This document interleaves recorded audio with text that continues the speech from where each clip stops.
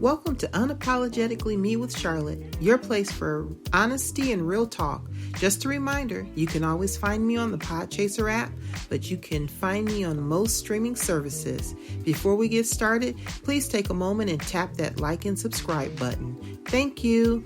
Okay, y'all, I'm here today with a special guest, my friend, my cousin, clinical social worker Rochelle Marshall, and she's going to share her insights on setting boundaries and why they're important. Okay, let's get into it.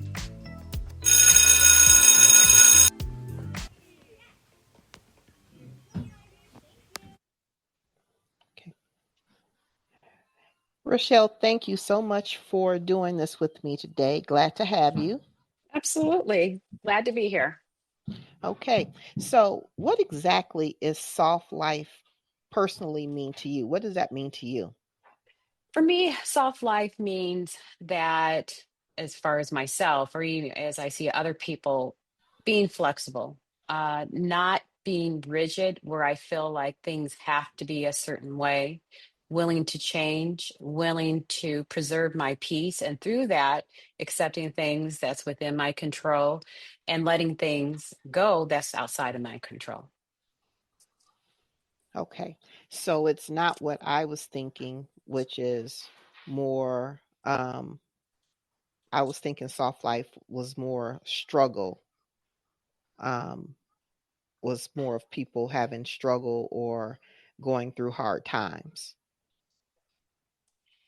And in that, I feel like that's based on mindset and perspective because everyone, you're going to always have hard times, but it's how we approach it, it's our Hmm. perception of it, and how we adjust to it.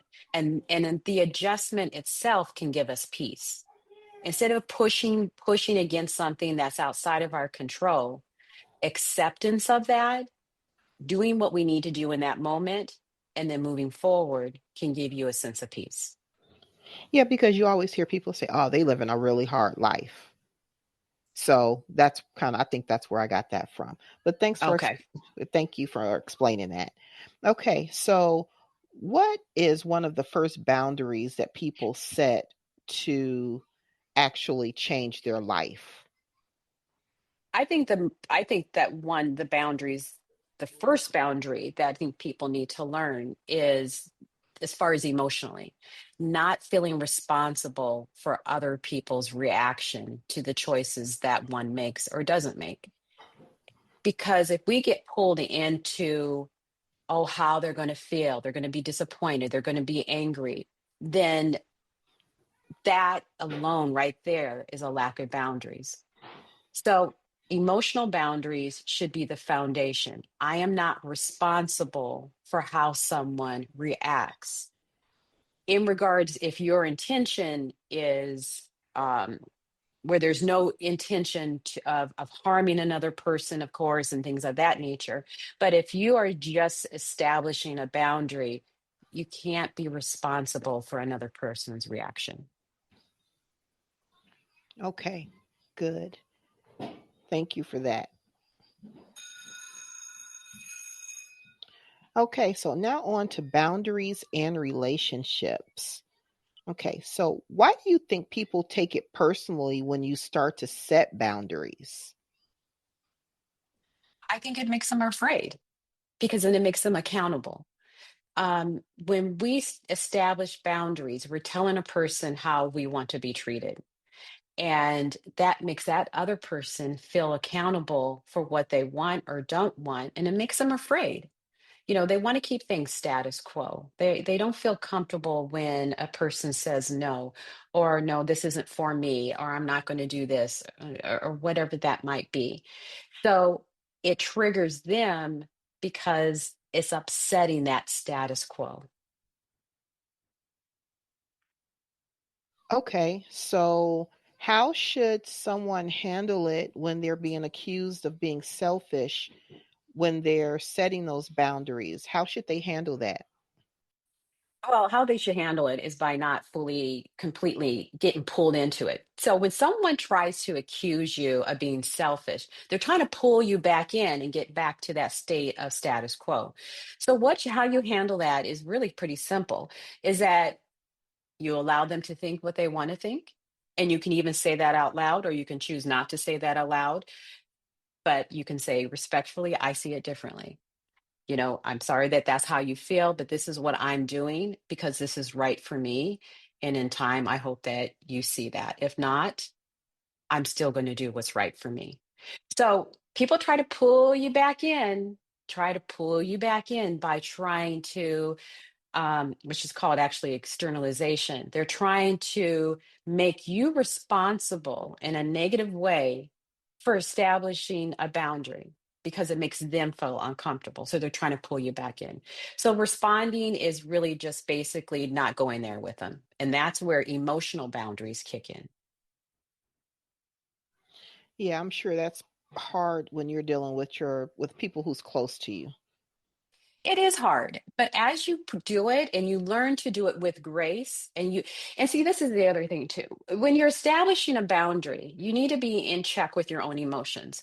So if you're feeling heated and you're angry, the boundary is going to come out a little differently. If you are at a state of peace and you're establishing a boundary, then you know your intention is balanced. So that's key too. You have to also be in check with your own emotions during this process.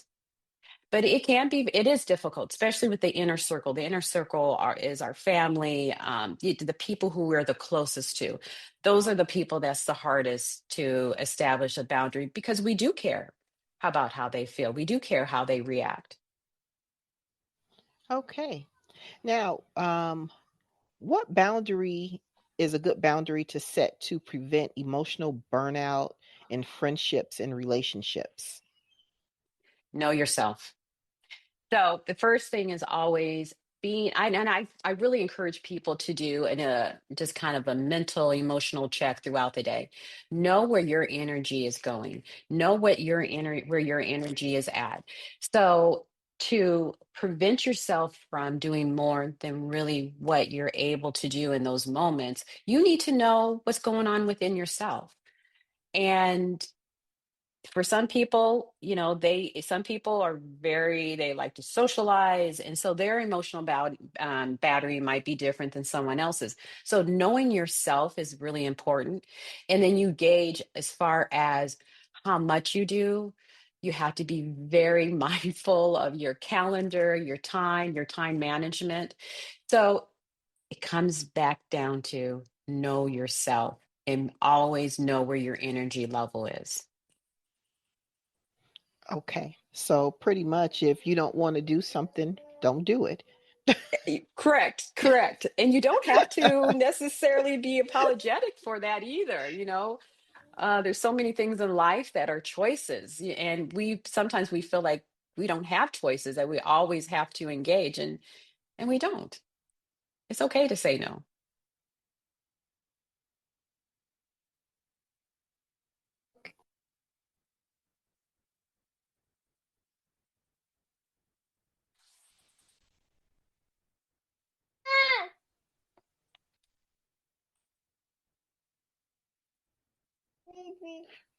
There you Right. go. Okay, I couldn't hear you at first. Okay. What's a sign that someone is benefiting from you not having boundaries? Um, I think the sign is not necessarily, I think the sign comes from within. I think that is when you feel burnt out and you feel that you're feeling empty. Um, and you're giving. So I really do think it still comes from a state of knowing yourself, of knowing where your energy is at, knowing if you feel that you are at a state where at the end of the day you have nothing to give to yourself. That's definitely a clue right there.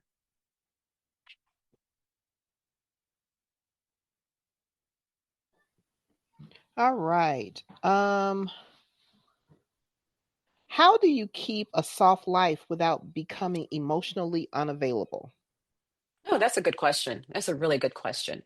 So I always ask people, I always try to get people to be aware of what their intentions are and whatever you do. So, and that's why. when you're trying to establish, when you are establishing a boundary, it is important to know where your attitude, your emotion is at, because it's going to, like I was saying earlier, it's going to come out earlier. So being engaged and you can still have a very meaningful relationships with people and boundaries. It doesn't have to be rigid. And that's where my perspective of a soft life comes from too, is that having boundaries doesn't mean that we're pushing people away. It just means that in this moment, this isn't right for me. Or in this moment, I'm not going to go there, either literally or emotionally or even mentally. So we're not pushing people away. It actually, once you start to fully engage in boundaries, it actually enhances relationships. Because then when you are there, when you are with that person or you're doing something, you are fully in a mindful moment. You are there with them. And that actually can enhance relationships.